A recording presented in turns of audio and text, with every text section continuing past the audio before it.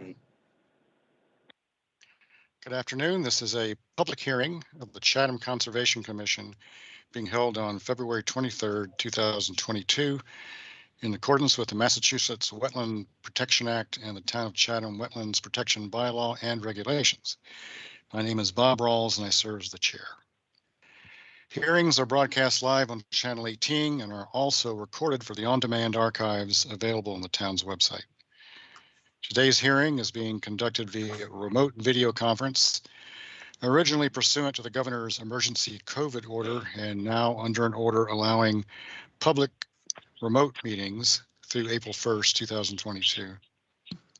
The agenda and copies of documents for review today are posted on the town's website.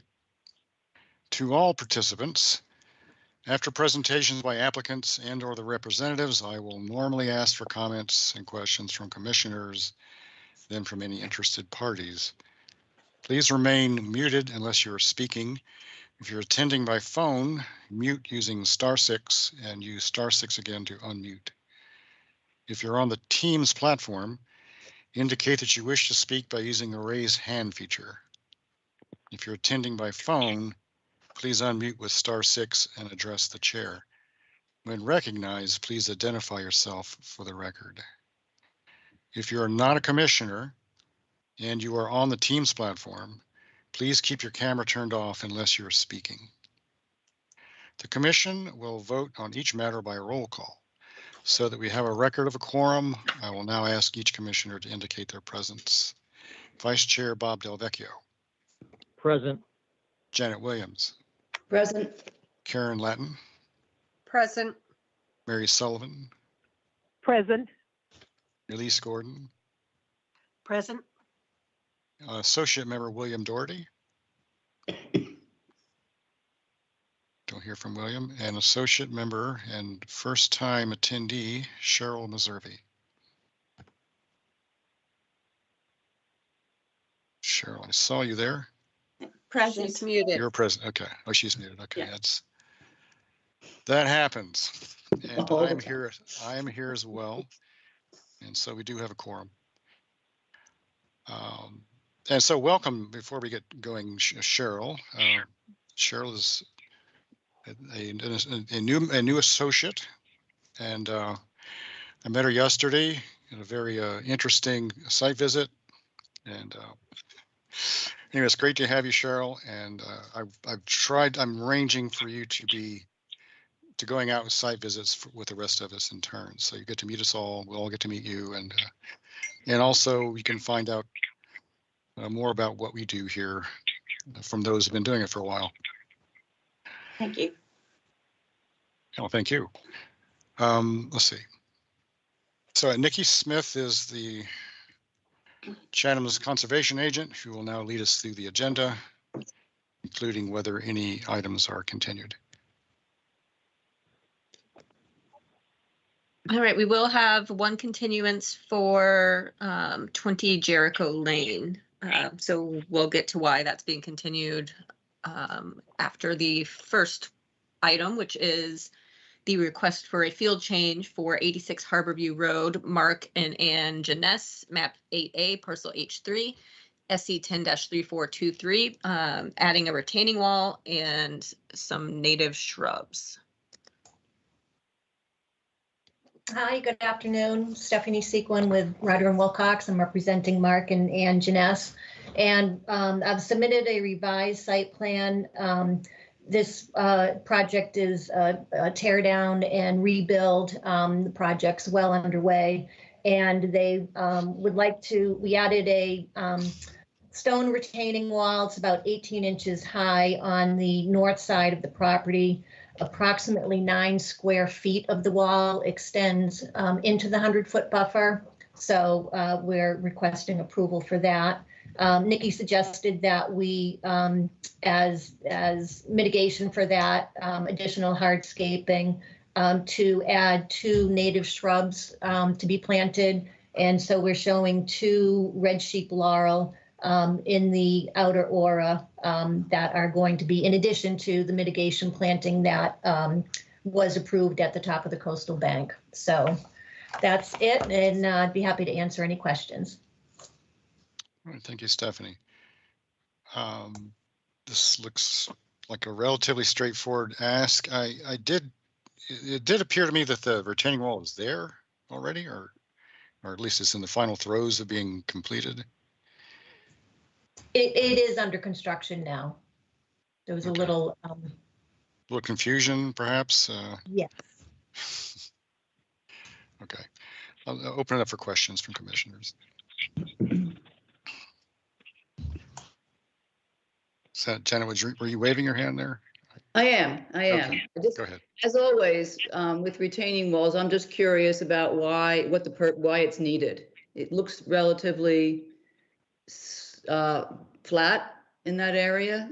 So is it to hold the to pull back against the septic system components? There is a bit of an embankment. Did you go to the site, or are you looking at the plan and the contours when you're saying that it's contours on the plan and seeing Yeah. how the slope runs? along the property line, along the east property line, there is an embankment, and it does rise up fairly steeply, not very high, but it is less level along that property line. So it was just to create more of a level area so that they could get good drainage away from the foundation. Okay, thank you. Thank you, Janet. Anyone else? Bob, I have a question, Bob. Okay, Bob. Usually, are these plantings going to be, are these two shrubs going to be isolated away from the foundation planting? It sounds like they are, correct? They're along the east property line. Yeah. Usually when you plant, in design, usually you want 3 just to keep it natural looking instead of just 2, because when you plant 2, it looks as if they were planted by humans, There are. So, yeah, go ahead. I'm sorry, there are other shrubs out there already. So this is just, Okay. we actually had a little back and forth with the homeowner trying to figure out where we could put another shrub in that planting bed. Okay. So there are other shrubs next to the 2 Yes, proposed? yes. Okay, that wouldn't be so bad then. Okay, that's all I had. Thank you. Anyone else with questions, concerns, comments? This would be, this is, I suppose, a phase 1 of a field change request. It's not, it is a sure. Janet's shaking her head. No, this isn't an amendment. It's just Amendment. a Oh, I'm field sorry. change. So So it it's- only needs the one vote. I thought it was minor enough, being that there's only Okay. the tiny part of the wall in Right. in our jurisdiction, that it didn't need the whole amendment. Quite true. All right. Yeah. So yeah, it would seem that it is a pretty minor change, continuation of a wall that was already in the mix. And however, it'd be nice, and Stephanie, to advise your clients that please ask in advance before doing the work. Yes, understood. All right, are we ready for a motion? I guess we're ready for a motion, Bob, if you are. Okay, I'd like to make a motion to approve the field change for 86 Harborview Road. Latin second. Roll call vote. Bob, Aye. Janet, Aye. Karen, Aye. Mary, Aye. Elise, Aye. and I vote aye as well. Thank you, Stephanie. Thank you very much.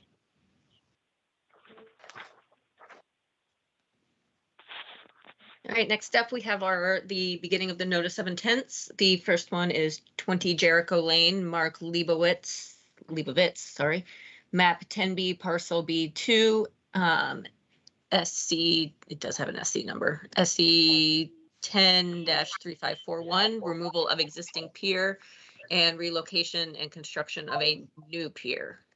This has been continued to March 9th due to zoning issues. The zoning building officials have considered it a new pier instead of a relocation of a pier.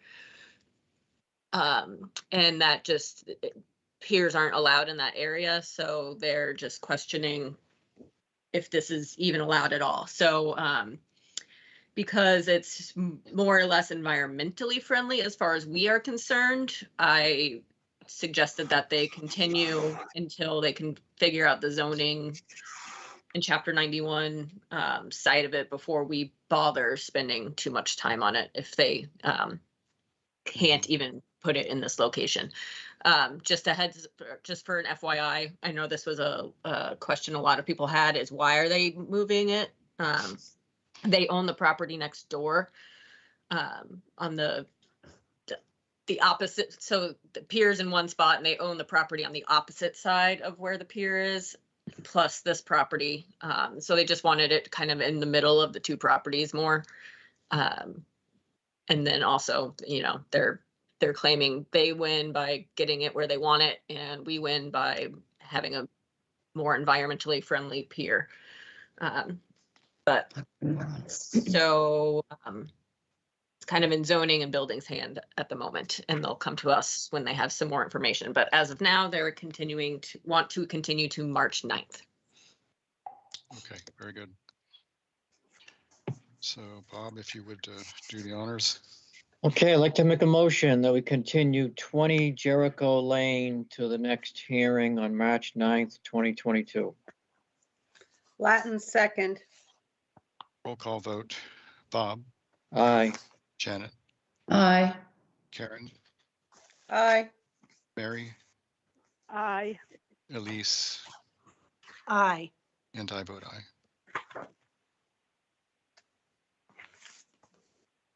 The next notice of intent is 12 Mistover Lane, Eugene S. Brown and Newell E. Bishop Jr., trustees, map 17, parcel 4-46. SE number 10-3540, proposed sewage disposal system upgrade. Yeah, hi, John Schneidel here. I apologize. I tried to get on the team meeting website there, and it kept on kicking me off. So I'm on the phone, and but I can go through and describe what's going on. The existing conditions are: it's a single-family home. It's on Mistover Lane, kind of a street you really don't see unless you go down it. Looks more of a driveway, but the project was staked. Again, it does have a SE number. What's happening here is there's an existing cesspool, and it is served with town water. And also, what's there is existing lawn, a boathouse, a shed.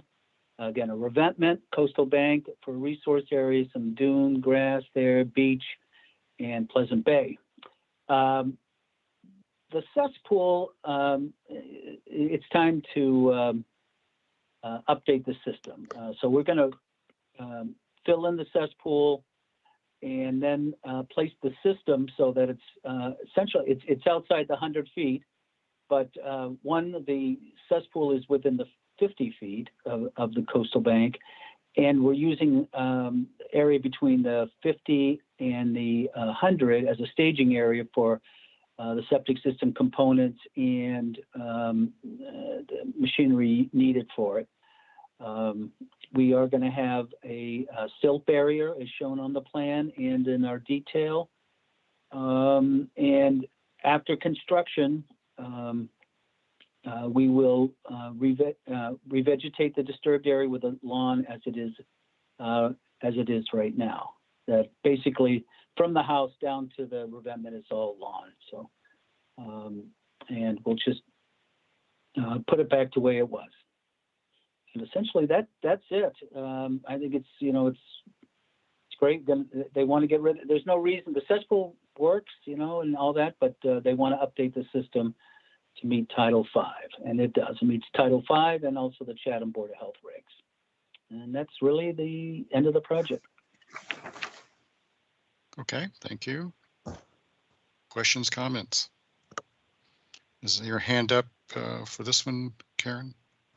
Yes. Okay.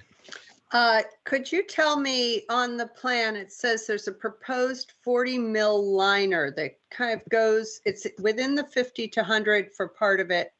And it goes Yeah. where the hedge currently is. And I don't know what that is. So could you explain that? Yes, that is there. There's a formula in Title V that talks about for possibility of a breakout situation for sewage.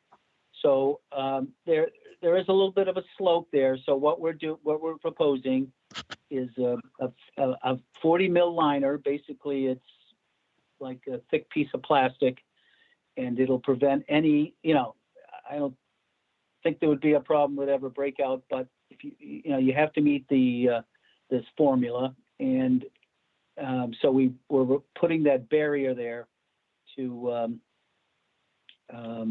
We're putting the barrier there to make sure we don't have a breakout situation. And it's going under the hedge, or how does that work? Because the line goes right through the hedge. Yeah, I think the hedge is going to have to be moved. They're going to have to take and move it off to the side, and then install the system, and then put the hedge back. And then they'll prior to them putting the hedge back, they'll put the liner in. Okay, thank you. Thank you, Karen. I guess while we're talking hedges, I'll just ask, do you know what kind of hedge that is? I don't. I looked at it, and it's wintertime, and I don't know. I really don't know what kind of hedge it is. I looked at it, and it looked like it very well could be a privet. Oh, Bob's got his hand raised. He's going to tell us what it is. Go ahead, Bob. Okay. Yes, it is privet, yes. Okay. And when I was out with Elise, she noticed the English ivy within it growing at the base, and wondering if that's going to be removed before it's transplanted back into place. That's a good point. I think I'll talk that with Gene Brown, the applicant and the owner. Yeah, that's a real good idea. I'll tell you because I've dug up systems before, and ivy is just it creeps right into the leaching system. It's not only attacks plantings and so forth and trees, but it also will get right into the septic system and clog it up. So yeah, I'll bring that up and mention that to Gene, or it can be in the order that to be removed. That'd be fine. Okay. And the other question I had was, what time of year, when do you think this would be done? As soon as possible. They want to do it this spring. Okay. So that area where the fill and the equipment will be staged, that will have to be reseeded afterwards? Correct. Yep. And hopefully you can seed it come late April, May, and you'll get a good catch with the germination, correct? That's correct. Yes. Okay, so that there won't be any erosion taking place or anything like that. Yeah. No. And you're just gonna seed it, correct? You're not gonna do anything else like sodding or anything like that? No turf or anything. No. Yeah. No. And then the cesspool will be filled with sand or something? Sand, yep. Okay.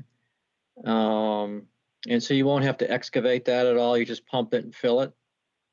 Yeah, I don't think it's dry. I mean, the place hasn't been used all winter. It's a summer place. I mean, it's an old house that doesn't even have a foundation under the old part of the house, as it's on posts. So yeah, it's not used. The cesspool's dry, and they'll just fill it.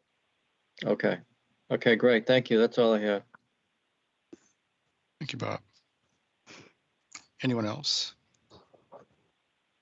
I will say about the privet hedge, I know that most of it is outside jurisdiction, but some of it is. A minority at length of it. And you may or may not know that privet's considered to be an invasive. So I this would do. be an opportunity. This would be an opportunity to for the applicants to do the environment a favor by replacing that privet with a native hedge. I was going to suggest that if any of it dies off, or if they decide they are removing it and it doesn't survive, that it is anything in our jurisdiction has to be native vegetation. But we can, I mean, it's up to John if he thinks his clients would say, you know, fine, let's get rid of it and plant it with natives anyway. I don't know if he has a thought on that. I don't, you know, I haven't talked to him about that. And I'd hate to, you know, to say, oh, geez, I love that hedge. And I haven't had, you know, any conversation about removing the hedge completely, and replace it with something, say, more environmentally friendly, let's say. I don't know what to tell you on that. Yeah. So, I mean, if it's fine with you, I will put in the wording that anything that doesn't survive transplantation is planted with something native. Yeah. Or they can feel free to go ahead and do all natives. And it may not, you know, again, it may not live, you know, so yeah, we could do that. That's okay with me. Yeah, you might talk to them about the advantages of having a native hedge. It could have flowers, it could have berries, it'd be a lot more interesting to look at all the wildlife that comes to it. And you do the same work as a hedge as that privet is, and they would know that they're not having those that privet spread into other parts of Chatham and beyond. I will talk to him about that. And what I can do is I can talk to him about it, and I'll get back to Nikki tomorrow. How's that? Okay. Oh, good. Yeah, sounds great. All right. It sounds like other than that, other than the nettlesome privet, it sounds like a straightforward project and certainly an environmental benefit overall. So, Bob, are you willing to give us a motion for this? Yes, make a motion to, make a motion to continue 12 Mistover Lane to the work session Yep, on March 2nd, 2022 for an order of conditions. Latin second. Roll call vote. Bob, Aye. Janet, Aye. Karen, Aye. Mary, Aye. Elise, Aye. and I vote aye. Thank you. And One other thing. Okay. I think Nikki brought up that there's 2 order conditions that are open. oh, Yes, And- so David Clark got back to me on the one, I think that was for the deck and down near the boathouse, that they're working on that one. So then the other one would be the 12 and 17? That had the revetment repairs that Coastal was in charge of. Both of these are, both of them are pretty old, but we're on that one too. So, and it doesn't sound like there's what was approved. It didn't look like it was going to be any sort of issue. The new plan that was submitted for the septic is exactly what David Clark had on his plan for the deck. And I haven't done a lot of research into the revetment repair, but I can't imagine it was just a repair, so I'm sure it was in the same footprint. So, yeah, we are definitely trying to go through files every time we get a new one to make sure all the old stuff is closed out before we issue a new thing. So, John, did you think you could have yours in by the work session as well so that we can vote on that one and then issue your order? I hope so. I've talked with our Marine department and Todd Turcott, and he said he was looking at all this stuff. So I'm hoping that they can have it in by then, March 2nd. Yep. All right, sounds good. Yeah, Okay. it sounds like there's no overlap between this project and those two open orders. No, it's just kind of cleaning house, making sure that Yeah. things aren't, open Hey, for. We should have extended period of we time. should have a standard condition saying all open orders should be closed. Wonder if we could Yeah, do we that. could. Till It's a then, I'll problem. just try and keep It's a- track of it. It's a on the problem though, files. it's It's sometimes you better. have to. I think we should do that. Okay. It- Anyway, It's better for the client. Yeah. it is. It's It's better for like- everybody. Yeah. Because when they try to sell the house and they've got these open orders, they're a disaster. That's right. Well, also it's difficult, if not impossible, for us to verify whether that open order is compliant because so much time has gone by. Right. Okay. All right. So did you already make? Do we already have the motion? done. Forgotten where we were. We already voted in. Okay, we did it. Yeah, we're Okay. done. Yep, we're all Yep. set. Okay. Thank you. Thank you. Yep. Bye. The next notice of intent is 162 Kelly Lane, Christian and Georgine Paltzer, map 11D, parcel 13A/D12, SE10-3537, removal of deck, construction of a patio, and mitigation. Thad, I don't know if you were able to end up joining or not.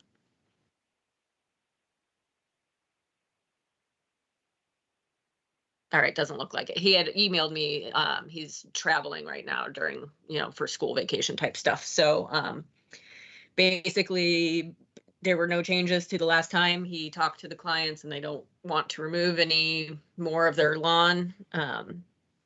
So it's basically as proposed the last time we heard it. Can you hear me now, Nikki? Oh, yep, now I can. Oh, very good. The star 6 was kind of tricky. So Thad Eldridge, East Southeast. I've spoken with the client, and at the last meeting, I think we were pretty satisfied with everything, and there was the outstanding question of the existing lawn, if they would be willing to sacrifice any of that to the invasives. So I reviewed it all with the homeowner, and he's second generation. Having owned this property, his elderly parents do walk through that pathway, and they store kayaks in one of those open areas down there. Part of the lawn certainly can't be removed as the association has a walkway down to the marsh. And some of those folks in the neighborhood do store kayaks on this lawn. So he would prefer not to remove any lawn. He has verified that the lawn has never been irrigated and never been fertilized, and he's happy with the condition that it never will be. So if there are questions, I'm happy to answer them. Thanks, Ed. Yeah, actually, you raised more questions than I had before. So the association has rights through the area, through this applicant's property? Yes, on the right-hand side of the plan, or the east side, you'll see a right-of-way. dashed line and a Yeah. right-of-way that goes to see the that, marsh, yeah. to the water. And where are the kayaks stored? The lobe of grass that's on the west side of the property. So if you were to follow the association path, there's a pathway that goes to the left-hand side, and then there's an open area down there where they store a number of kayaks in the summer.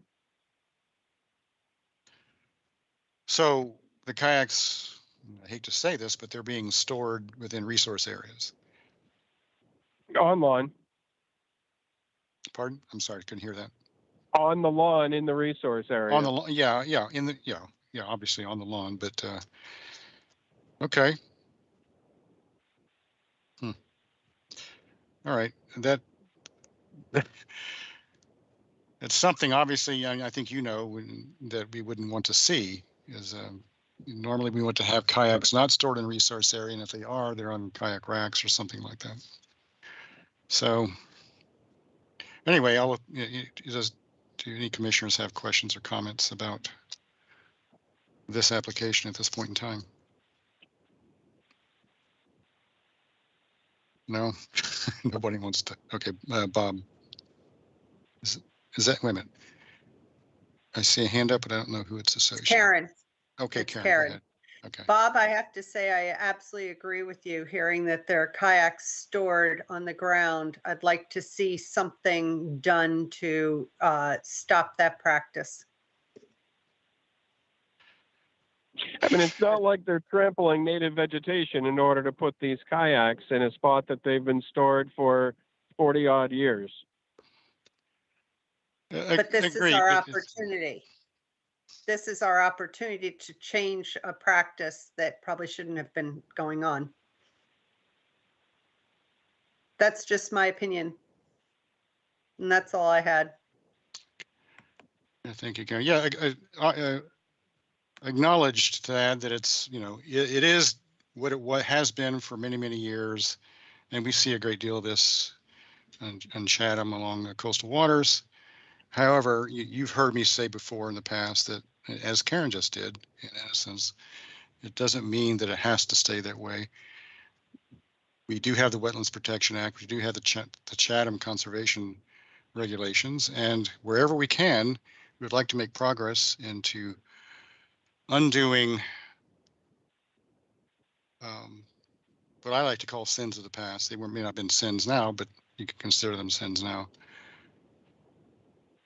They weren't anyway. So I'm not sure what. Does anybody else have any questions about this? Yeah, I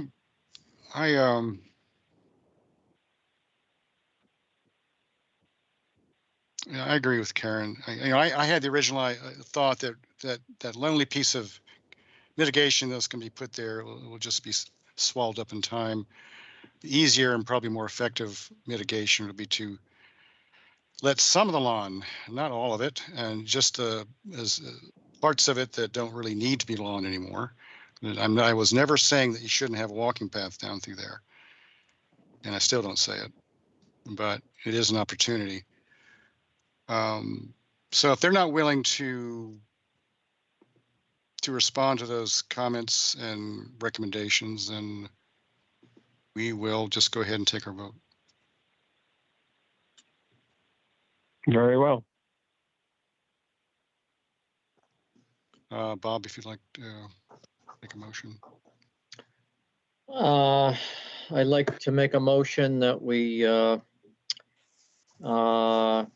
send 162 Kelly Lane to the work session on March 2nd, 2022 for an order of conditions. Latin second. All right, roll call vote. Bob. No. Janet. Aye. Karen. No.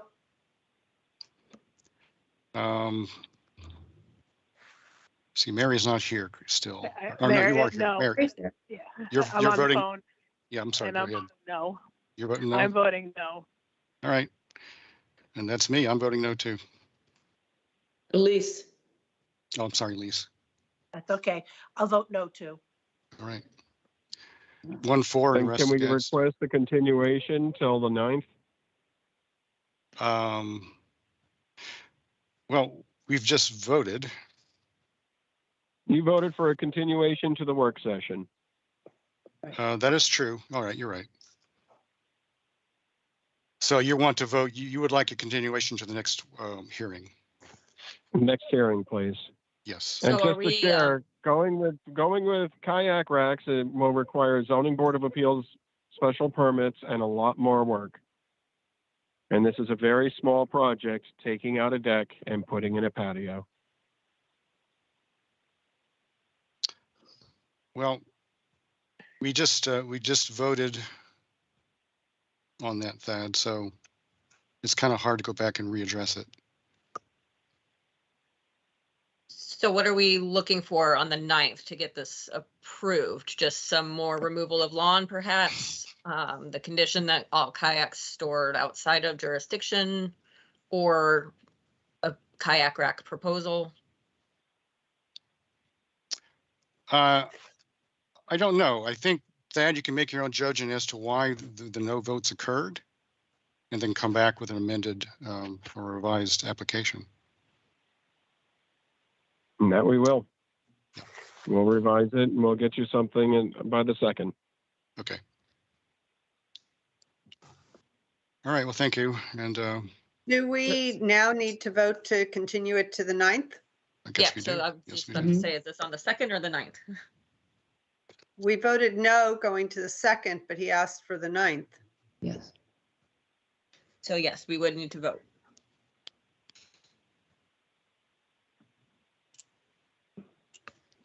Okay, I make a motion to continue 162 Kelly Lane to March 9th, 2022.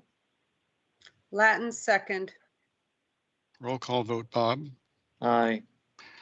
Janet, Aye. Karen, Aye. Mary, Aye. Elise, Aye. and I vote aye. Thank you.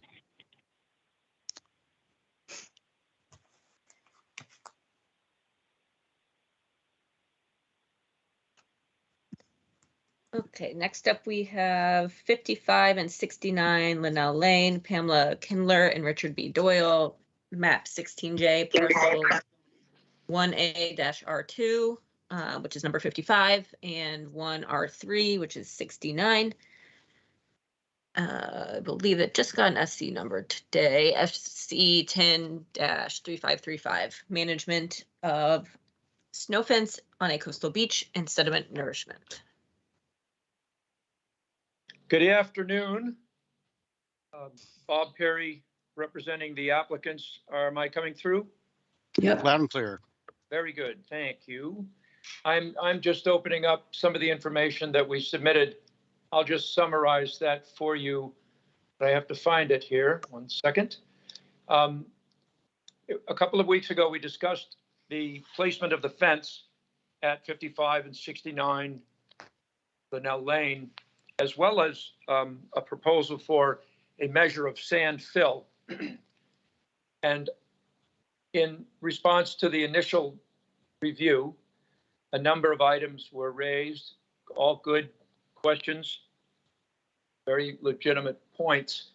And in taking notes, I was able to, I believe, provide you with most, if not all, of the information that you were hoping to get. I'll just go through it briefly here. We had a previous fence project that I looked into best I could in the record of the order of conditions that are recorded. So we had the 2008 project, and drift fence at that time was removed from a project. It was not permitted. It was not the same kind of fence. It was a very durable, large post, large frame member sand drift fence. And of course, in 2008, we had a fully formed barrier beach here. And there was about 300, well, I think it was 9,000 cubic yards of sand from an off-site source that was placed on the beach at that time. There were other projects that occurred here. There was a sand berm, which was part of another project undertaken at about that time when the road was lifted and stabilized with core fiber products. So I don't believe I have uncovered any valid orders of conditions for drift fence. Sand nourishment was part of the older project in 2008. The application that was filed for the gabions in 2019 included a request which was approved to continue with, and I realize it's something of a grab pack here, but to continue with some of the tactics that were used in the 2008 measure, which the primary stabilizing measure was changed to gabions, but the sand cover, which was never focused on, it was not emphasized in the application, but it sort of not really trying to put it under the radar, just that it was built into the tactics that were included left over from the 2008 management measures. That's especially true for the two properties that are McCarthy and the McAdams property, which are two properties early along Linnell Lane, where those properties were also included in the 2019 order, which was SE 10-3389, where a full-scale replication of the procedures that were approved in 2008 were part of that, and that was mostly sand fill protection with plantings. So the idea of sand nourishment appearing in this application was maybe an afterthought on my part to try to be efficient with the use of a notice of intent to include sand nourishment so it could be formally addressed at the same time that the fencing was addressed in the context of trying to manage the massive dose of fairly fine beach sand that was placed here by the municipal dredging permit. So, as I said, the last hearing, the nourishment is a stopgap effort to place some kind of a artificial dune, beach nourishment, artificial coastal bank. It's really something that could be discussed or debated about what the sand actually is, that would buttress or bury or in some way buffer the direct tidal impacts to the gabions should the sediment that's there today leave. And you asked me for some kind of a trigger. You asked for some kind of a volume. So we provided a sediment trigger point that is generally described as if you see the gabions, they're 6-inch courses. When you see one of those, it's our opinion that that would be a sufficient point in time to place some sand. And a general calculation for a particular dose of sand that would cover the gabion and have a modest slope to it so it doesn't look like a sand pile is, I think it was 200 and, I have to refer to my plan. I think it's in there. Let me just check for you because I'm looking at these things on a screen. I think we had 250 cubic yards in our correspondence to you. But I want to make it also clear that the need for that sand may not be continuous along the 300-foot length. So the 250 cubic yards could be considered a maximum. Now, there was concern about the management of the fence. And I tried to make clear both in the notice of intent and in the discussion that if the sand that's been placed there wears itself down from the wind and water to the point where there's a obvious next step tidal incursion against the fence must be removed, period. If we were lucky enough to grow a dune and we avoid the tidal threat, then the fence would be managed in a manner that we would manage fence. If it's knocked over by a storm, we prop it back up, we place it. We have suggested a little bit of a change to it, having observed it now for a number of months. But management of the fence would be to keep it in place as long as there's adequate sediment in the area, which is the basis of any dune development project. You must have transiting sediment. And we certainly don't want this fence in the harbor. So the applicant is aware of that obligation. And so the management of the fence is just as I described. It needs to be examined from time to time, and if it appears to be damaged by common tides, that would include a moon tide, it gets taken out But if it was knocked over by a storm, it can be replaced if the beach is high enough. So that was outlined in the correspondence that we sent in on February 14th or so. And I've spoken to Ted Keon in the interim as well. And I did go and visit the site as well. And of course, Ted was the catalyst for having this fence put in. And I have to say, having been there now, I wish that it had been a greater length of fence going down farther to the south. I was recently in receipt of a photograph that showed about a foot of beach sand in front of, I believe it's in front of the McAdams and part of the Kindler area. And if you go farther northeast up Linnell Lane and you look out to where the fence is located, we have about a 1.5 foot dune now that's developed around the fences. So although the fences were put up by a landscaper with limited experience, they did a good job of it with minor adjustments. I think you could conclude that what you see on that site today indicates that the fence functioned appropriately. We went through a storm, the fence was not damaged, but it captured a lot of sand. Where there is no fence, roadway is covered with sand. So we do have a little bit of practice or in practice evidence to look at. But I think I said it last time, the fence is temporary, as any snow fence must be viewed. And I don't think I've left anything out. I know you're busy today, so I think I'll just say I'm happy to try to take your questions. Last thing I would say is we did hear from the natural heritage folks, and you probably received a copy of that letter. They're okay with what we're doing, except for the blubber habitat nesting season, which April to August, I think, are the dates. And they would prefer to see either monitoring or no activity after April. So there you go.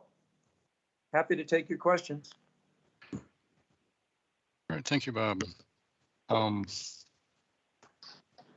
Janet is first in line. They're Thanks. lining today. That's good. I'll try to help. Thanks, Bob. Thanks, Bob Perry. One about the fence. Let's talk about that. I'm still a little confused.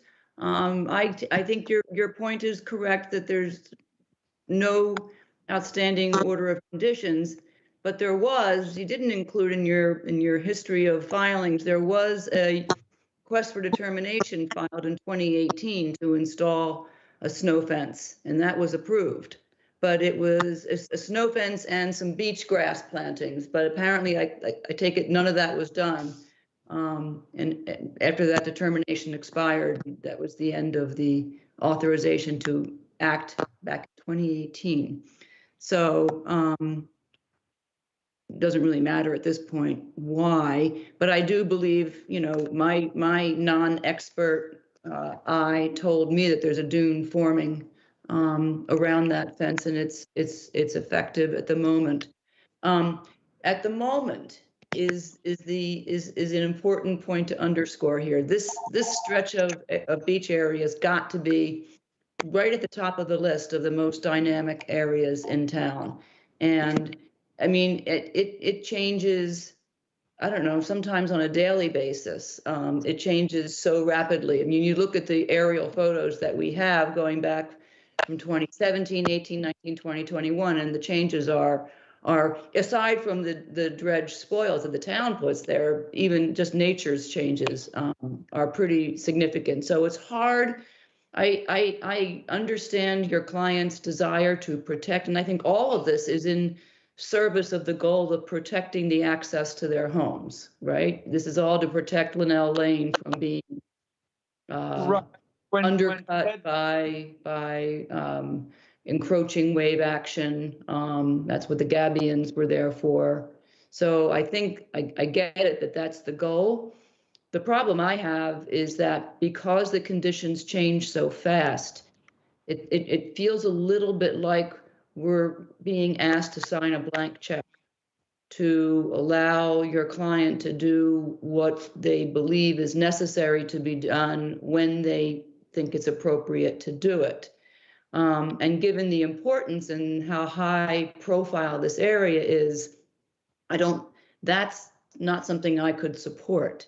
So I would suggest that I would structure an order of conditions that acknowledges the changing conditions, acknowledges the goal of protecting the roadway and the access to the homes and the homes themselves, requires some active monitoring of that fence. And again, given how often it changes, photographs of where the high tide is in relation to the fence location, something like that. If a decision is made that it's time to move it or remove it, again, that would require consultation and approval of the conservation agent, who in turn would have authority to bring in the commission if she felt that she needed everybody to approve that. And it's same, I would say, for the placement of the sand.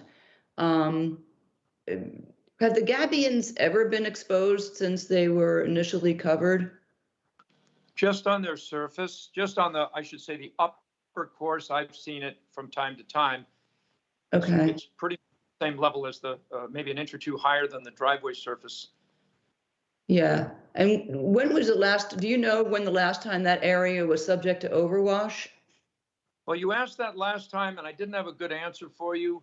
And I believe it was prior to the placement of the last dose of dredge material, but it was not significant because we haven't had any significant storms, but it certainly didn't go over the driveway. Right. Okay. But I would have to go, and I'm sorry I did not get that information. That's okay. It's really a matter of again, just establishing how dynamic the area is and when that area gets subject to overwash. Well, let me, if I might, I don't disagree with anything you've said. What I expected was that a notice of intent and a resulting order of conditions for what's included in the application is really the instrument so that if you have a crisis, you do not have to file a notice of intent again and go through several months or whatever it takes to do that. But built into the order of conditions are whatever safeguards are necessary for oversight. But the applicant, with direct contact with your department, with the staff, with whomever is needed, can take action faster because they have an order of conditions in place, albeit one that needs to be crafted with safeguards that you've brought up. Correct. So, and I would also include in that, I think my own, again, unprofessional take is that exposure of that top row of the gabions might be a reasonable trigger event. But that would need to be clarified. And I understand your point too, that not necessarily the entire 300-foot length would need to be to receive the sand. So in any event where the decision is made that you believe it's time to do some nourishment, that all of that would be incorporated into a request to the agent, who would then forward it to the commission for review, hold a hearing and approval. It would shorten the process by months, but it would also provide an opportunity for the staff and the commission to make sure that we're satisfied with everything that's being done. I don't know that I saw the reference to a maximum of 250 cubic yards, which strikes me as a lot. You can set that as a maximum volume. And again, given the circumstances at the time that the request is made to place the sand, the more precise figure of exactly how much, but what the volume is that's proposed, and the justification for that would be laid out, so that we're shortening the process, but I don't want to lose the details that are important to the commission, if all of that is clear enough. It is. It is a 300-foot, roughly 300, 290, 300-foot length. Mhm. We're talking about it doesn't amount to much in a discrete, per foot zone. So we believe that if we were to say, for example, the 3 courses of the Gabion exposed, we'd be adding more sand to accomplish what would be a cover requirement. So having the sort of a earlier trigger does lessen each application, or each application of material. But I'm absolutely supportive. I would not have expected anything less for that, the way to structure this. I can try to participate in suggesting or concurring or whatever, but it's an unenviable task to try to craft how you manage this. But that's unfortunately what we're stuck with. One of the options that I have a plan for, which is not filed, is something like you see on. I've done several projects in Buzzards Bay, not Mashpee, but to Toby Island and Scraggy Neck, where we have armored causeways, and the Gabion was the least objectionable, most portable armor, so-called, that would work to preserve that road surface given the tide level. And I know that this is just ongoing management to try to keep some form of land mass in the vicinity of the Gabion, so it's not just the Gabion holding up the road. It's not attractive. It has wildlife implications. If you can keep some sand cover on there, it's not a bad thing if done properly. But I don't want to go on about it too much. Yeah. No, I agree. It's definitely preferable to keep them covered. No argument from me on that. And I assume that I think I saw the note either on the plan or the narrative that the access would be by Linnell Lane. There'd be no need for any access coming across any of the beach areas. No, but I not at all. Notice no, it's right down Linnell. Everything's done that way. I do want to remind myself of something. You asked about beach grass and the plan that's been revised and sent to you. I don't want to sound like I'm being cheap, but it's a matter of vulnerability. And if we were to go out and plant grass on that fill pile or the dune that we have, we'll probably lose it. But a 3-foot wide planting strip, which is about what's on the road, is a grass planting area that can be planted. Yep. I saw that added to it. So that's a good idea. I would support that. There is no, and I guess it's because you don't know what's going to be happening particularly, but there's no specific work protocol contained in the narrative.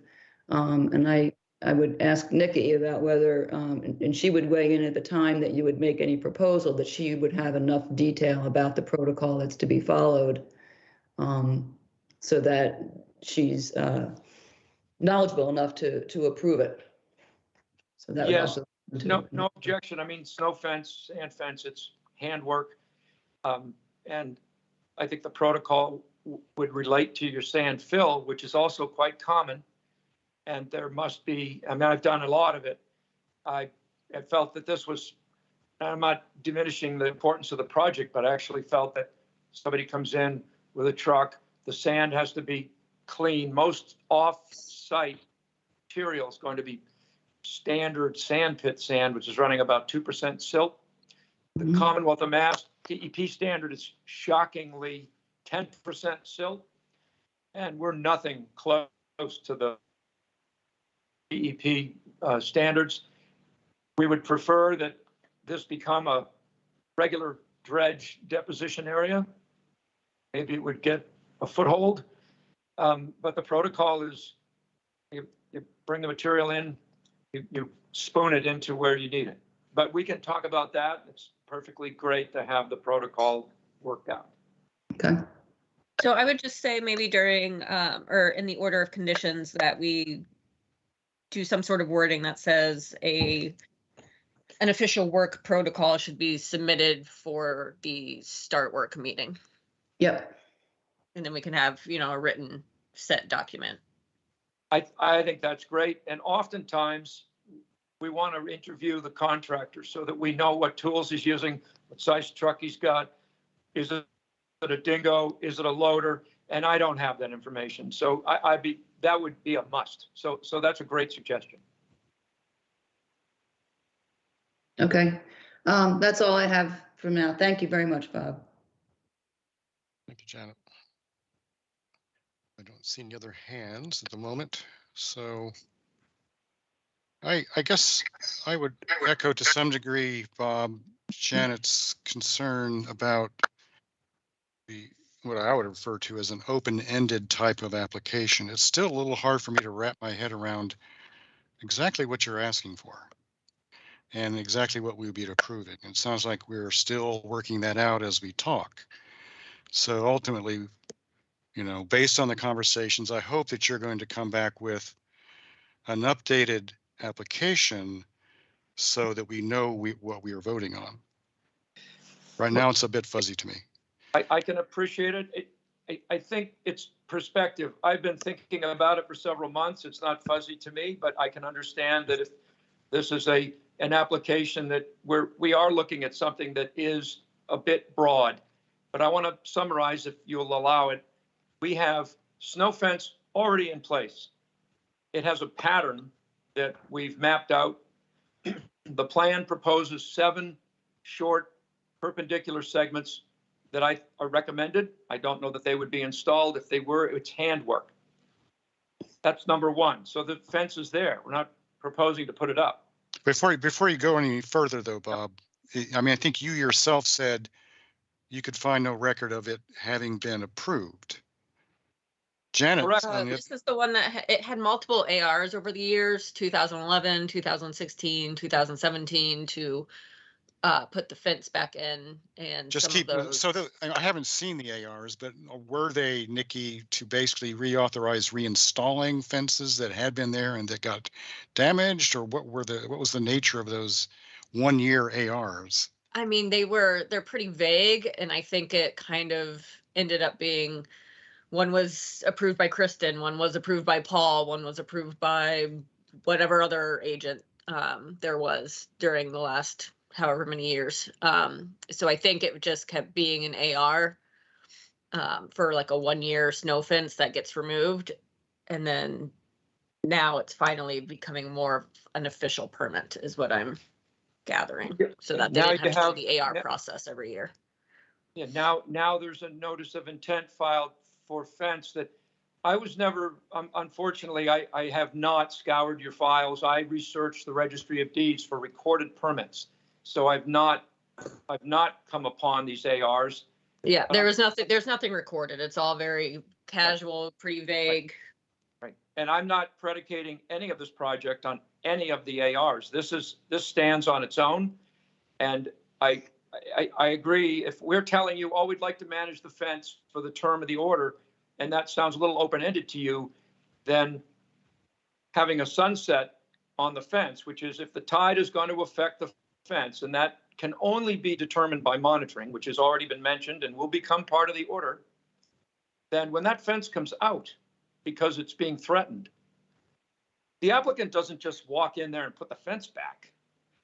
The applicant would need to have a basis to put the fence back, that there is another 10,000 cubic yard load of dredge material coming in. And you're going to see that permit. And then if there's an order of conditions still alive when that happens for this fence, this applicant would need to come to you and say, I have an order of conditions for some snow fence in that dredge pile that we did 3 years ago. Can we put it back? And it's a review under this order, but it is nonetheless a separate review. And so that's the fence. I don't see that as being open-ended. I think the fill is a little bit more open-ended, because that is something you could find, depending upon the weather. The applicant would like to be putting sand fill in there every 3 weeks. So our hope is that the weather holds. Our hope is that we build sand in there instead of having it go away. But the same safeguard exists It's not open-ended. The applicant must come to at least your staff and then to the committee through the staff for any sand fill exercise. And I would like to say that there is a need to take a small loader to the road now and then to get the beach sand off of it. Yeah, and since you mentioned that, Bob, your video is freezing up pretty reliably, but your audio is less freezy. I'm just letting you know that if you're talking now, we can't hear you. Sorry. Well, I'll just shut up and I'll let you guys talk among yourselves. I've summarized as best I can, but we don't object to going over to another meeting if you need to. Well, so you just mentioned the scraping the sand off the road. I think it's a good idea in your application to include that, some sort of language as to, that's part of this, I guess. And really? It's like snow plowing, but okay, we'll do that. Just mention it, just, it's part of your protocol. It's not like you're seeking permission or whatever, because, and let me show you a picture. Actually, before I go in, I want to show you a picture. I was out there yesterday. Let's see, it's been a while since I've shared here. I probably have a similar picture. It's like, yeah, well, this one, you don't have this. You may have a similar one, but you definitely don't have this one. Oh, God. Let's see.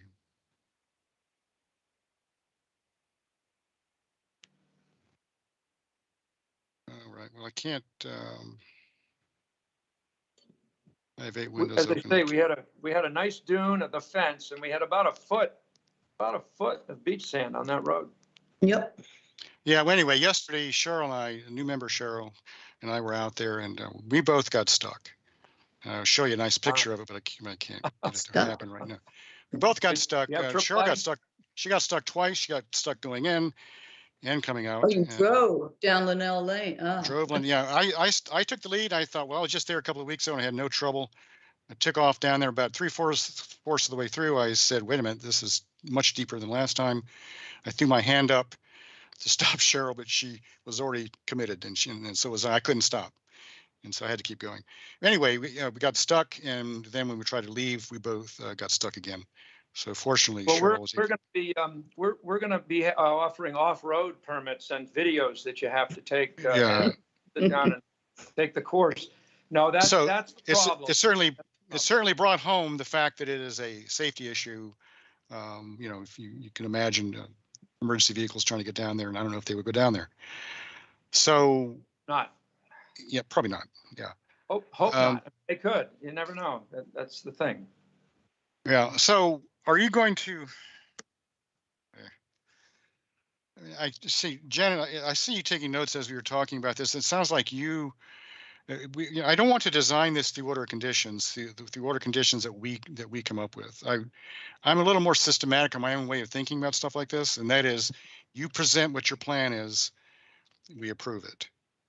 What I'd like, I think it might help, excuse me, but maybe, Bob, this is probably the best thing to do. We've talked about it now for a while, and we introduced it just a couple of weeks ago. Would it help if Nikki had the time to take what is obviously clear, having to do with the commission's preference for some form of organized, as best as we can, organized approach to crafting an order, and I would participate in that. I'm not going to steer you in a direction that we want to go in. I haven't heard anything that's objectionable. I just think that if your staff was satisfied with the clarity, that you probably would be. I don't know. It's a little irregular. I would prefer you to organize it and present it in a concise manner so that it's clear to us, it's clear to you, it's clear to everybody. I thought the letter that we submitted, there's 4 or 5 points on it, I thought it was clear to me. And again, how these things work. Yeah, it's just that what gets filed and what's approved is your application. And so now you have supplemental materials, and it's really hard to figure out, if you could just put it in a succinct, concise, clear, bulleted narrative so that it's not ambiguous, it's not as open-ended as some of us, are seeing it as, then we know what we're voting on. It's just a little fuzzy. I got it. Sure, that's fine. It's a bit disorganized. The letter we submitted on the 14th clarified a few things, and it set forth previous work, sand nourishment, trigger points, and fence management. But I agree, there was explanations with that, so we can consolidate those points. And hearing what Janet said, hearing what you've said, hearing what Nikki said, further refines my thinking on it. So I will provide that to you, and I hope it is close to what you're seeking. I'm feeling pretty sure it will be. Just try to make bullet points and update the. I don't know, Nikki. You tell me whether you think it's necessary to update the narrative for the NOI, or just update a standalone narrative that goes along and basically replaces the narrative that was in the application. Well, so basically what we tend to do is, like, when we need a revised site plan, we keep an old copy of everything that's ever been submitted. We keep one copy. And then as things get revised, we put a red X through it. So we know that's an old plan, that we don't, that's not what was approved. So basically that's what we would do with this revised narrative. So I would say, you do that with the, go ahead. It's a paper. I would just say a new narrative, and we would kind of, X out and say this one was not approved. This is the final standing narrative. And you have to similarly do that with the digital copies, of course, because we're, steadily marching toward the day, I believe, where the digital copies are the record, the copies of the. We send you everything PDF. You can file that. Yeah, it'll all be electronic and paper. And so I don't object to that at all. In my experience, we build a paper trail.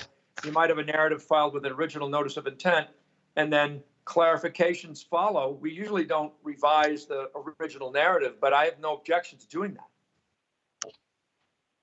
So once everything's approved, Crystal's pretty good at combining the final approved documents, and they go in the very front of the file in a special clip.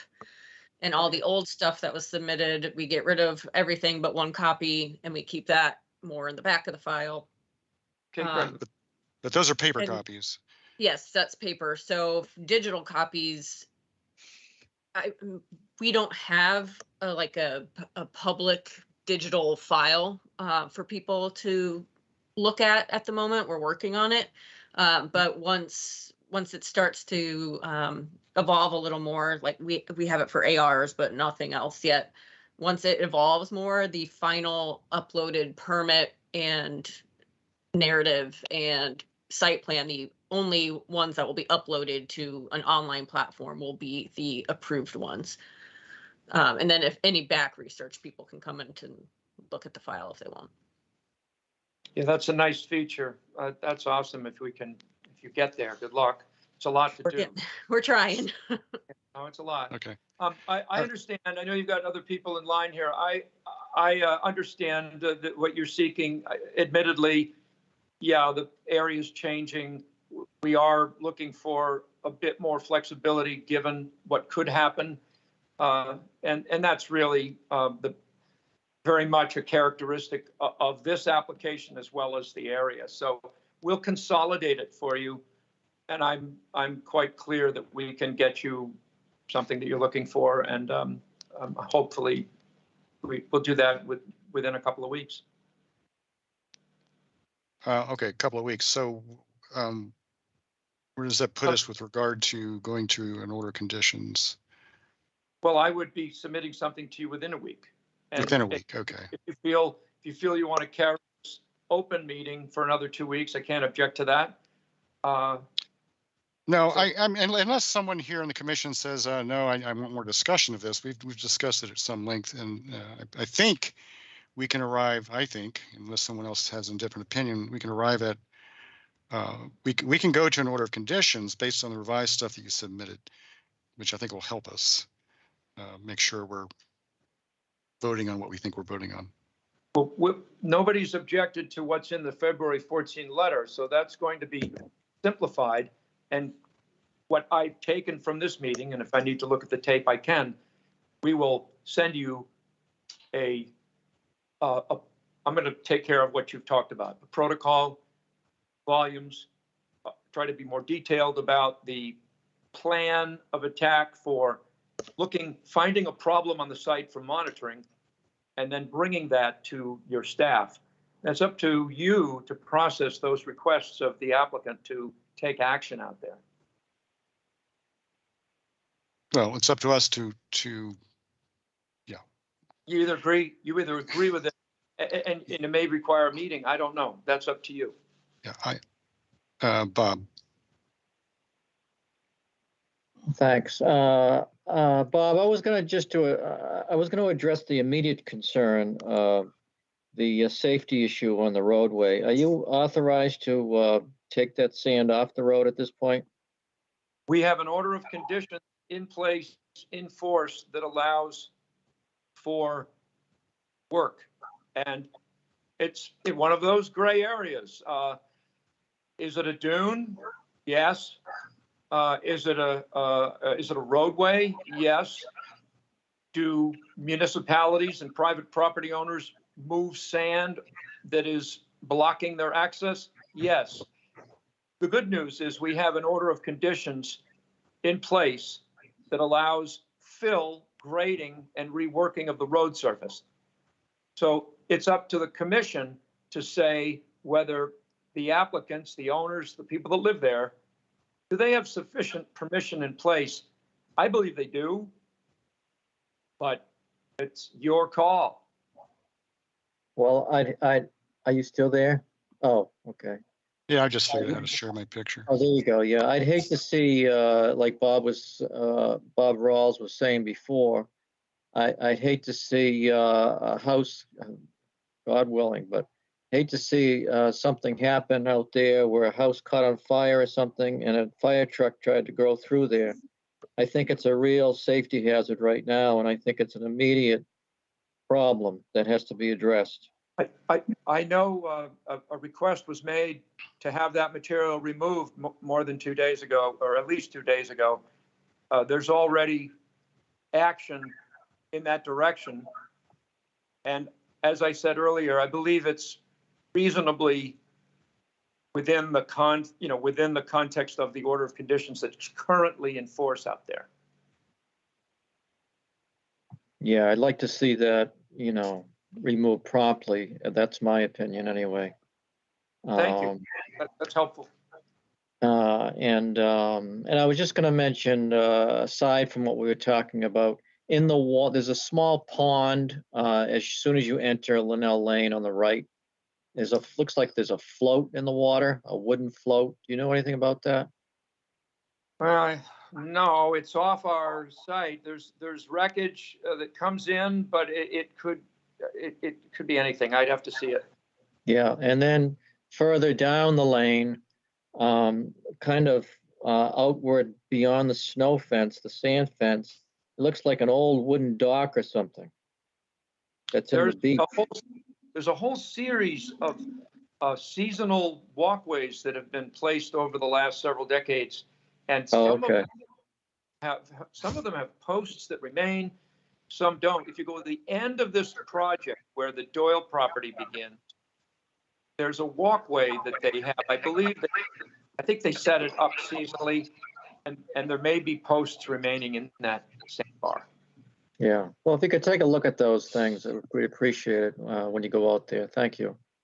You're welcome. That's all I had. But if we could remove that sand, I would be in favor of that. Thanks. It may be gone already, but I'll go over there soon. I like going down to the beach, so get there. All right. Where are we with this? We have a work session a week from today.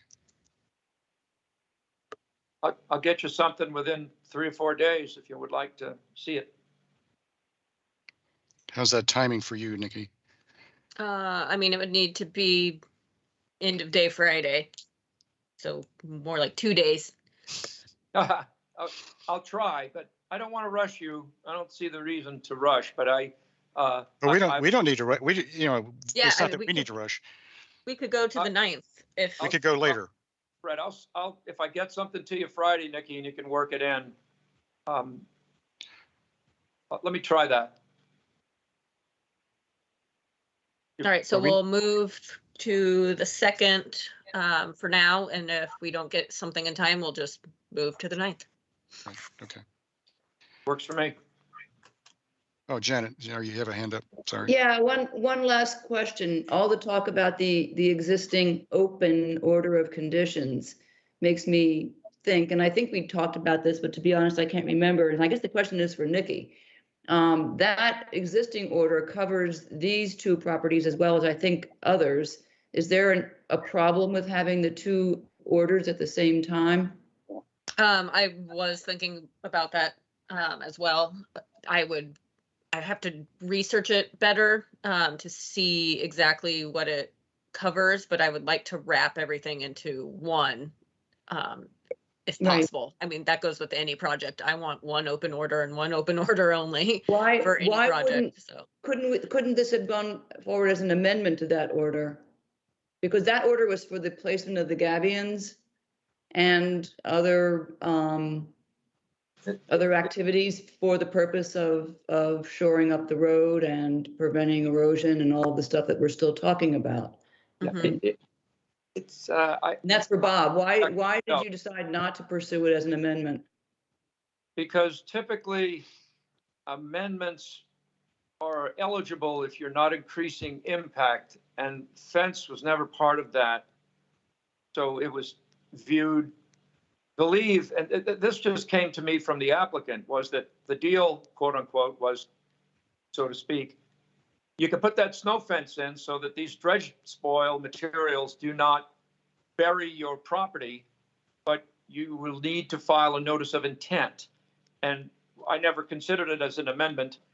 And I would need to check and see if our order of conditions for 55 and 69 for the gabion, if that also includes, I think it did remarkably include the other two properties on the road. It did. And it was really just a move to be efficient because of the changing conditions. And it was for those two other properties, it was nothing more than a vote the commission took. They agreed at the time anyway, that those applicants could reinstitute the measures that they put in place in 2009 or so, if those conditions over there were to be ravaged by a storm. A very simple thing. You refer to the plan of record from that order, which was just a plan, and you would have an order of conditions under which to implement that activity. So we would prefer to keep this order open. I suppose you could get a partial certificate to close out 69 and 55 and leave the two other properties open.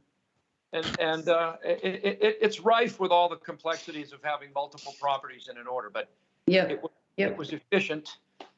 And so I'm blessed to be trying to work through the management of Linnell Lane. I'm open to suggestions. Lucky you. Yeah, well, it's a tough job. Somebody's got to do it, right? Yeah. But I will concentrate on what we've got here. If there's a policy to close out orders of conditions, then any order that's no longer valid, certainly no longer in force, should be closed out, period. And orders of conditions that may have some value for accomplishing activities, whether they're ongoing conditions or not, that's a tough call whether you should close that out before it's over. But it's your policy, so we would follow whatever policy you come up with. I leave that to Nicole. Yeah. Don't know where that leaves us either. So I'll try to get you something by Friday, and if you take a vote to continue us to the 2nd, I will appreciate that. Yeah, I think that's the next order of business. Okay. I think that's my lead, I guess. Okay, so I'd like to make a motion that we continue 55 and 69 Linnell Lane to March 2nd, 2022 for an order of conditions. Latin second. Roll call vote, Bob, Aye. Janet, Aye. Karen, Aye. Mary, Aye. Elise, Aye. and I vote aye. So we have come to the end of this presentation. Thank you, Bob. Thank you for spending the time on it, and I'll talk with you later. All Have a right. great, bye-bye. All right, next up we have certificates of compliance. There are two for 89 Mooncussers Lane, Robin Comfort, map 11A, parcel 16, SE 10-3119 and 3247. Demo and rebuild of a dwelling and construction of a swimming pool. These had both been applied for previously, but the plantings, everything was fine with them. I think this was back in 2020. Everything was fine with them, except the plantings hadn't been in for the required time. So they have been now in for at least 3 years, and I recommend approval. Comments, questions? Otherwise, Okay, I'd like to make a motion to approve 89 Mooncussers Lane, SC 10-3119 and SC 10-3247 for certificates of compliance. Latin second. roll call vote. Bob, Aye. Janet, Aye. Karen, Aye. Mary, Aye. Elise, Aye. and I vote aye. All right, and then 328 Widow Road, Annabelle LLC, map 13K, parcel 11W14, SC 10-3351, alterations and additions to the existing dwelling.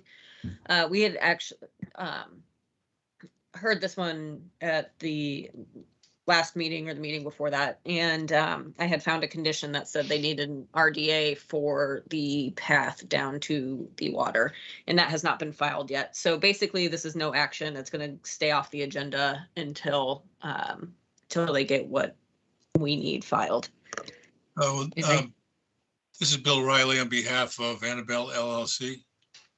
Hello, Bill.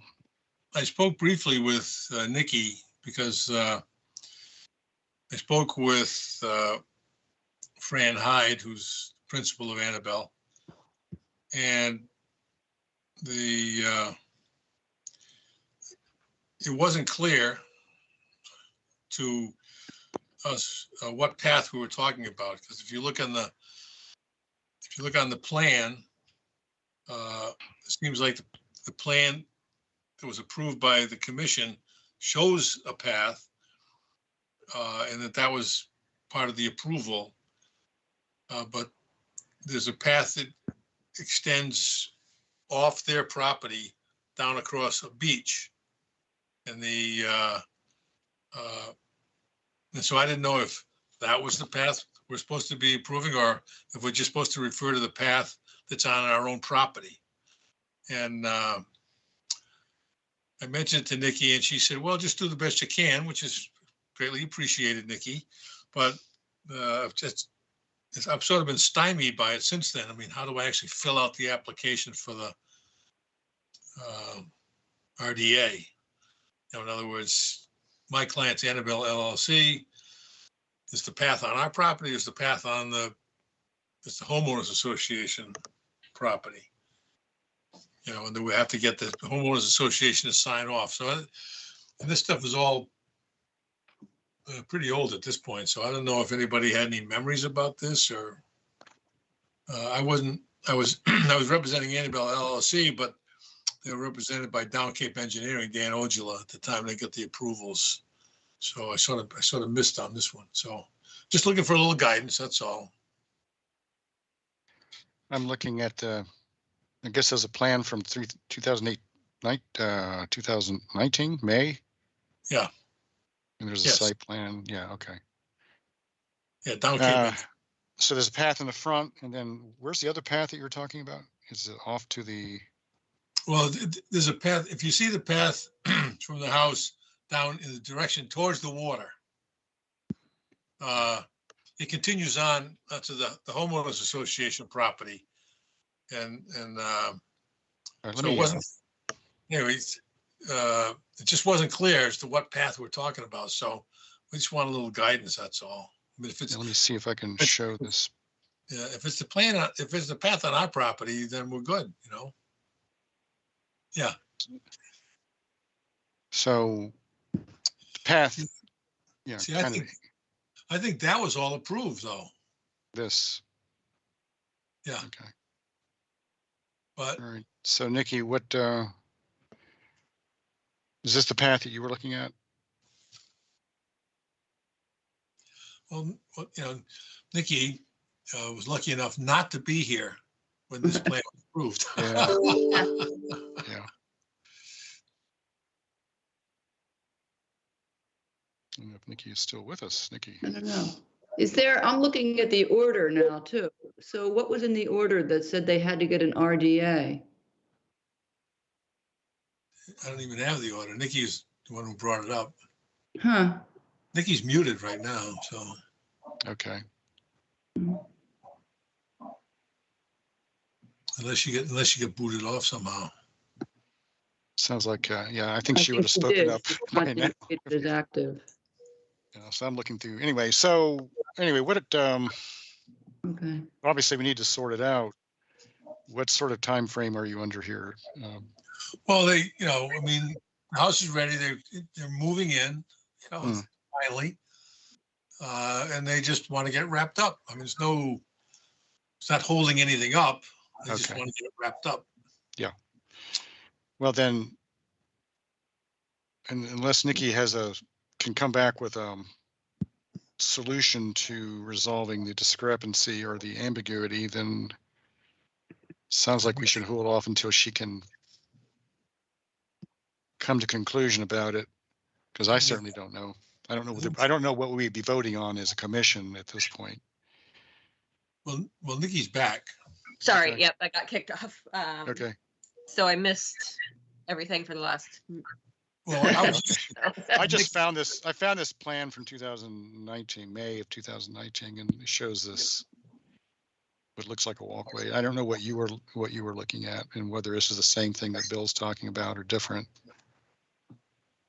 I just know that the order said that they had to file an RDA for a path, and that was never done. So I don't really know where a path. Okay. Just a path. Yeah. Right. So I don't really know the background of it. You'd think we do since we were here, but we're all Yeah, drawing but blanks. this no, is not. Yeah, I'm not really remembering this. I remember the address, but I don't remember the project. So. well, I would just, I mean, I don't know, just file for what's on this particular property. And then if the association has a different path that they've been using and it hasn't been permitted, they need to work and file on that as well. That's kind of my first thought, but. okay, so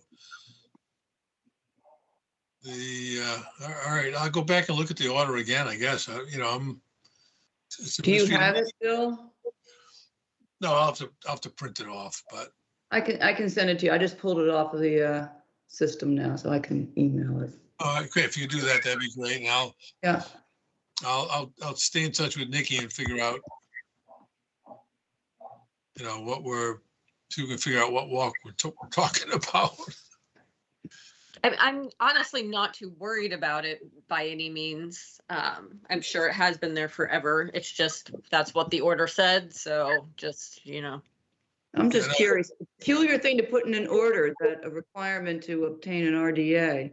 Oh, look, there's my signature on it. Huh. I don't, maybe I can go back and see if there's a video. Yeah, I remember sort of remember, but I certainly don't remember the path. Yeah, and it's just that Fran Hyde, the owner of the property, you know, is a very thorough person, and she just wants to get the thing wrapped up, and that's my job. So. All right. Well, since it's there and it's got to be resolved one way or another, why don't we just take the time, since you have the time, to you and Nikki see if you can come to an agreement about what it is, and then we'll come back It and does, vote on it. it's exactly as Nikki just said. It's just, and it wasn't in the draft, but in the final order, it says a request for determination of applicability shall be filed for the pathway to the beach before the expiration of this order. And if we can't figure it out, then we'll do the best we can. Okay, I mean, there is here's the thing. There is an existing path. It goes from the end of the path shown on the site plan you just showed. It actually goes to the beach, which is, as you can tell from looking at the plan, the applicant doesn't own all the way to the beach. The homeowners association owns that property. And so, I mean, we don't even have a site plan for it. So I don't even know, how we're supposed to show it. Right. That's the order should have said, well, I mean, if it's owned by the homeowners associations, then this order couldn't make them file for an RDA, I would think. So at the time, it must have been thought that the owner owned that part. I wasn't on the conversation, where the draft order was reviewed. Well, look, we may arrive at the situation where we now agree that the path that is stipulated that an RDA needs to be filed for is not owned by the applicant, and so therefore it's moot. So I mean that would be one result. That sounds like a perfect result to me. But so Nikki and I will. But that's see what you can see. Okay, great. Yeah, I'll dig a little deeper, see if there's a video or how good the minutes are for this property from that order. Maybe there's a part where Janet is pounding the table, so we need an RDA for that path. Oh yeah, because I guess we probably had the video to look at. Is going to be the work session, since it wasn't in the draft order. It obviously was something that came up in the work session. Yep. Where the draft order was reviewed. Yep. So if we could get the date of that work session. Oh, sure. Then Nikki and I could look at that and figure out what we're supposed to be doing here. Yeah. May 5th, nope, never mind. That's the wrong year. We can find it, Bill. We'll figure that out. Yeah, it should be in the order of conditions when the hearing was closed, so. Oh, yeah, right. Okay, so you're sending me that. I did. Yep, you should have it by now. I know, but see, I can't handle the screen showing all your handsome faces. July 1st, 2019. Just getting ready for the 4th of July. No wonder we It forgot. was summer. Who remembers what goes on in July? Well, thanks very much. And if we can continue this to the next work session or whatever you want to continue it to, and Nikki and I will do our research and we'll get back to you. Okay. Yeah. If there's no, well, I don't know. It's up to you, Nikki, whether we work session or hearing. Well, I'd like to have a specific date so we can get, Yeah, we need a specific date. Yeah. But if there's no, I mean, normally we like to have work session stuff in work sessions. So if there's no hurry on your end, is all things being equal, the next hearing would be ideal. Yeah. Okay. That's fine. All right, so the 9th. Yeah. Okay, great. Thanks an awful lot. Thank you. All right, take care. All right, so I guess, Bob, if you would motion us to the next hearing for the 9th. Okay, I'd like to continue 328 Widow Road to the next hearing on March 9th, 2022. Latin second. Roll call vote, Bob, Aye. Janet, Aye. Karen, Aye. Mary, Aye. Elise, Aye. and I vote aye. All right, now we just have a few discussion items. As you may know, Town Hall is more or less begun to lift any regulations on masks and COVID type stuff. But the virtual meeting has been authorized to go into July 15th of 2022. So basically, we just need to see how everyone feels. Do you want to keep doing this format, hybrid, where some people can be in town hall or call in, or completely in town hall? Like I've said in the past, I don't think anything's ever going to go back to completely in person. I think the engineers like the virtual option too much, but as far as the board members go and myself, like, So- what do we want to do? Well, question, Nikki, who authorized the July 15th? That was Charlie Baker's office. And that was from the governor. Okay. All Yes. right. Well, we had a little discussion about this not too long ago, where my recollection is that the general sense is that hybrid seemed to get a pretty positive reaction. But we can I agree that everyone's, yes, let's do hybrid, give people the option, but how many of you are actually going to come go into town hall? to the I had annex. talked to Diane in the Board of Health department, and she said none of their engineers really came in. They had like 1 or 2 people that would come in as far as audience members. And then I think most of the board came in, maybe about 50% or so. So is it really, do we all enjoy being in our homes, or do we want to get back into the conference room?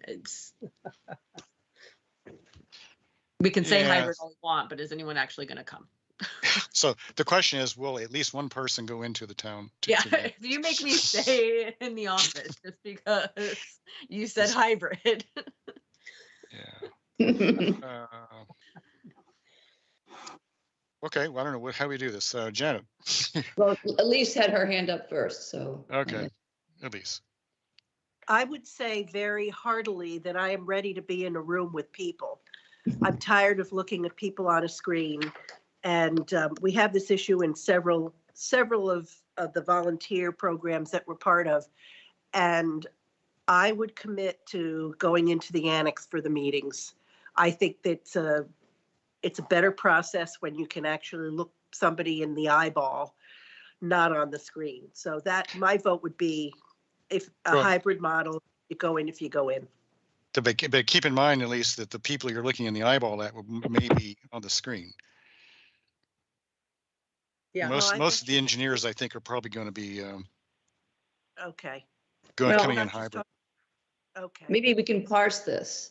We talked about this, I think, at the last work session, where we said a work session where we're discussing an order and trying to work out the language really is hard to do on this platform, where we can't really have a conversation.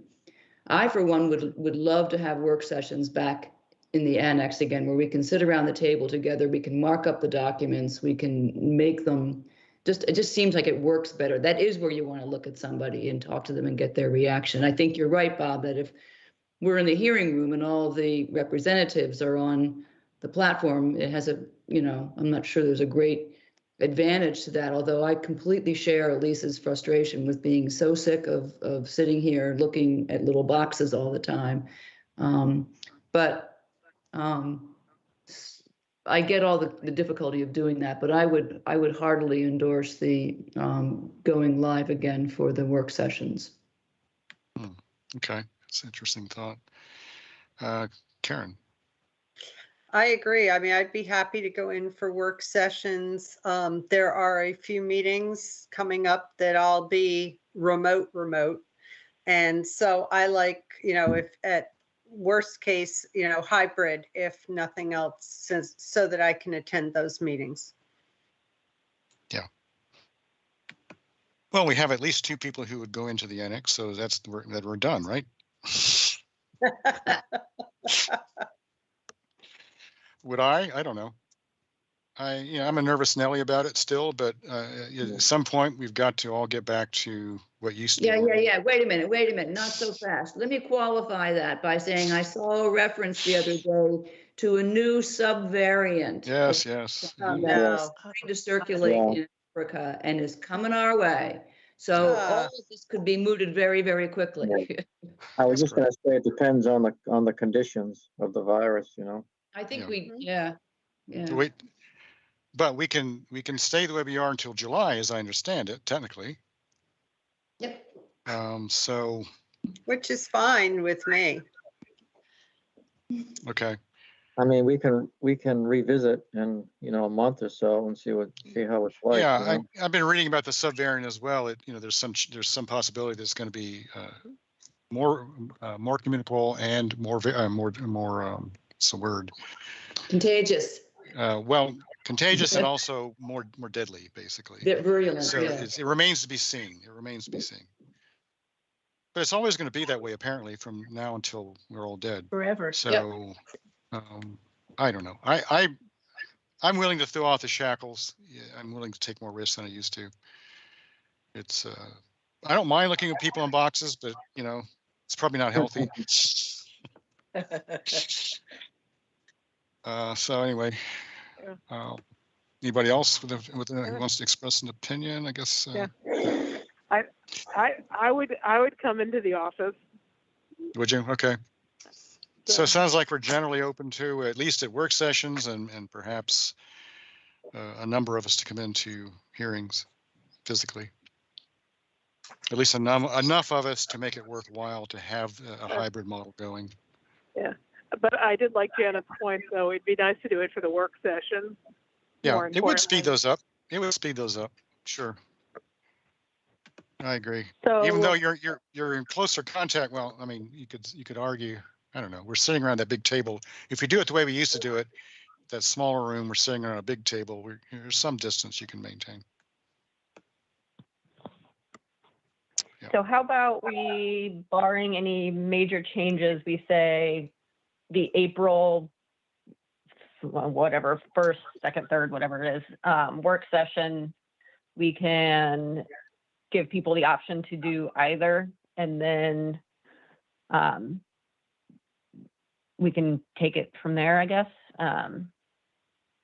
Start out with work session. Yeah, we'll do the April work session. We'll keep the other ones this way for now. And then if we do the April 2nd, or I don't know the exact date. I don't know why I keep saying April 2nd. It's April 3rd. No, I'm sorry. It's April. It is the 2nd. No, that's March 6th. It's April 6th. Oh, yeah, April 6th. So we'll do the April 6th I one won't be at hybrid. that. April 6th. You will not, Karen, you said? I'll have to be remote for that one. Okay. Well, and then, I mean, that can kind of give us a way to work out the hybrid aspect. One thing I did think of earlier is this way keeps channel 18 might have and myself have a little bit of a better time scheduling, because we don't have to kick people out of conference rooms and things like that for when meetings are starting. So that's one thing to consider as well. But I'll have to get the other hearing schedules for the other boards that meet around our time. But so for March, we'll remain remote, and we'll confirm at the last meeting in March that the work session in April will be hybrid. Sounds like a plan. Sounds good. Sounds good. And then we will figure out hearings at some point. No later than July. Okay. The next conversation item is just something I wanted to bring to your attention. I am assuming no one will have any issues with it, to keep the blue styrofoam out of flotation devices.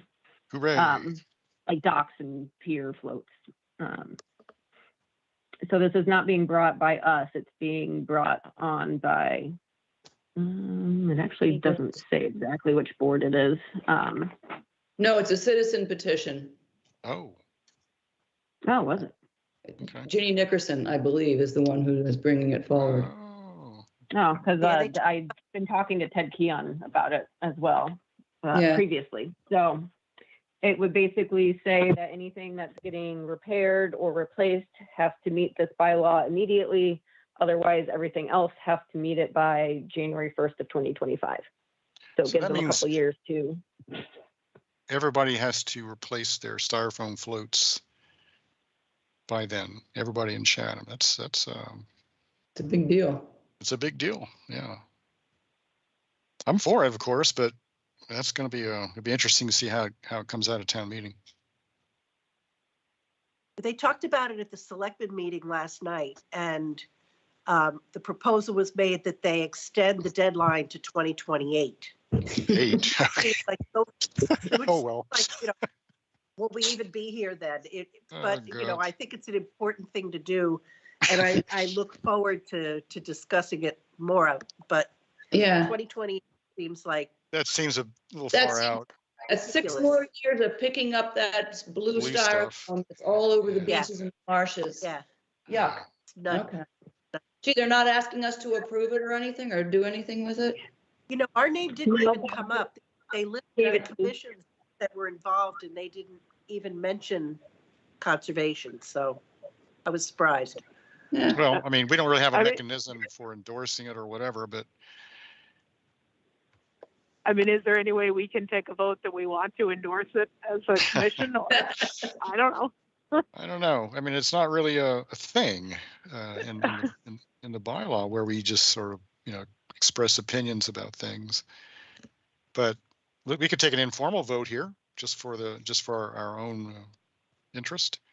How See, it many? says- Yeah, in their explanation, it says the article is supported by the Waterways Advisory Committee and the South Coastal Harbor Plan Committee. I mean, they could add, and the Conservation Commission. It to could. that, It could. Which is So going we- to town meeting, but that I think helps give it some more heft. Yeah, I mean, the Right, question, yeah. we can take a vote on that. We like the idea. Then there's a separate issue of why wait till 2018. 28. 28. Yeah. So Uh, somebody makes a motion, we can Yes. vote.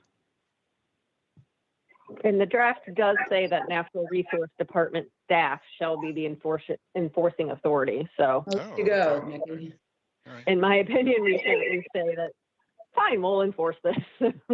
I mean, it's more or less when new permits come in front of us, or if we're at a site visit for something and then we see that they have this styrofoam, that we make it a part of our order of conditions that it gets removed and replaced. And Yeah. it'll be a little Yes. tricky at first, but But, for what it's worth, someone can make a motion that we endorse this proposal, and we can take a vote on it, and you can pass it on as you wish, Clinton and Nikki.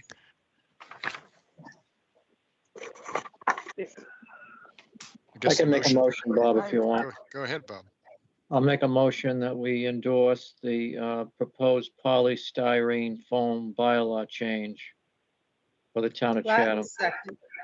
we'll take it. Latin second. Thank you. Thank you. Let's take a roll call vote. Bob, Aye. Janet, Aye. Karen, Aye. Mary, I Elise, Aye. and I vote aye. So that's a unanimous from the Conservation Commission as an endorsement for that proposed bylaw. sorry, I can draft something quick to just give to Bob Duncanson. Yeah. And he can use it if he wants. Yeah, we don't want to be left out. Yeah. honestly. Nikki, in the Dropbox were the minutes for February 2nd. Do you know when they didn't come up, it's not on the agenda, so is that the next hearing? Yeah, it'll be on the next one.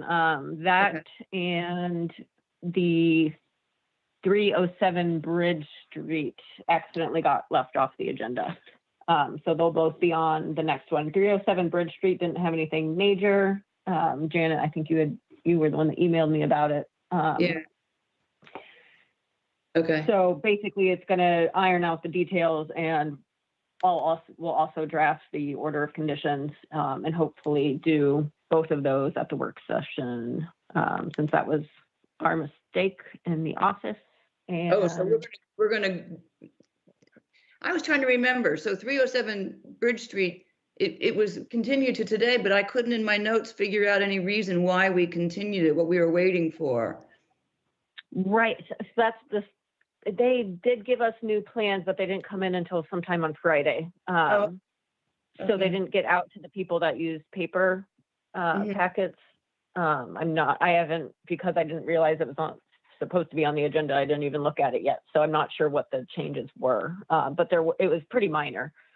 From when I watched the video, it didn't seem like anything crazy. That's why I thought that we could review the new plan and approve an order of conditions at the same time. Okay.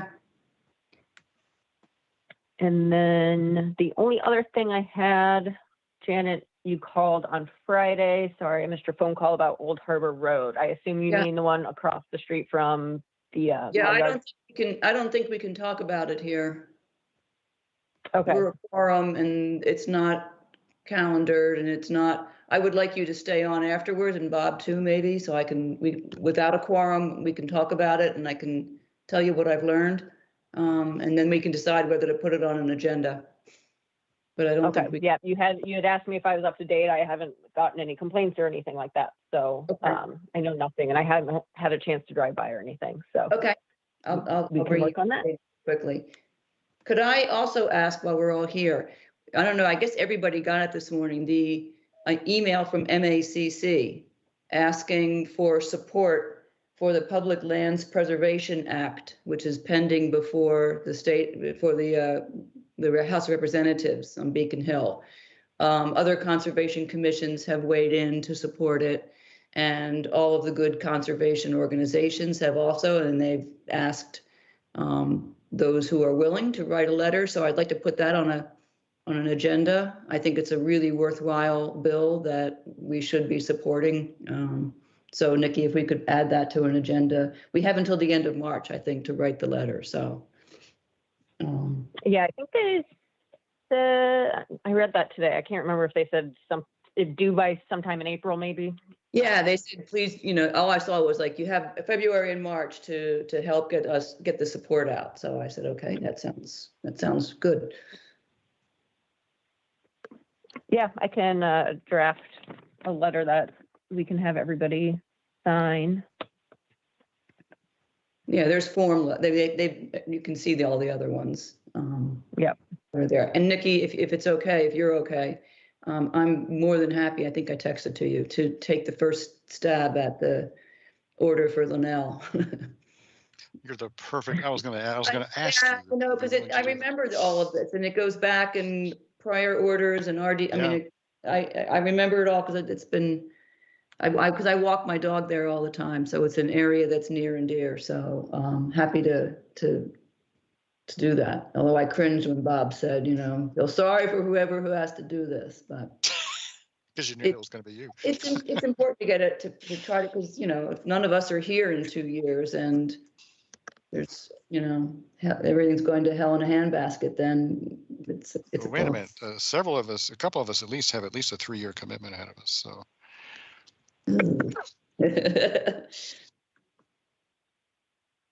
Okay. And then I just got an email from Bob Duncanson about Sylvan Gardens. I think most of you, if not all of you, should have been CC'd on. It's just regarding an easement on a path that already exists. So we'll just have to vote on that, and then everyone has to come in and sign that specifically. It has to be real signatures. So we'll add that to the agenda. It's on the agenda for March 2nd. I think he wanted it as soon as possible.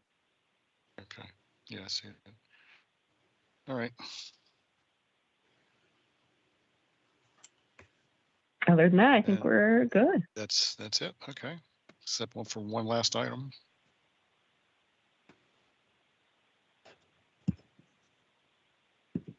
I move to adjourn. Very well Latin said. second. Roll call vote. Bob, Aye. Janet, Aye. Karen, Aye. Mary, Aye. Elise, Aye. I vote aye. And it's unanimous. Thank you all. This went a little longer than I expected, but you know, you never can predict it. Look at that.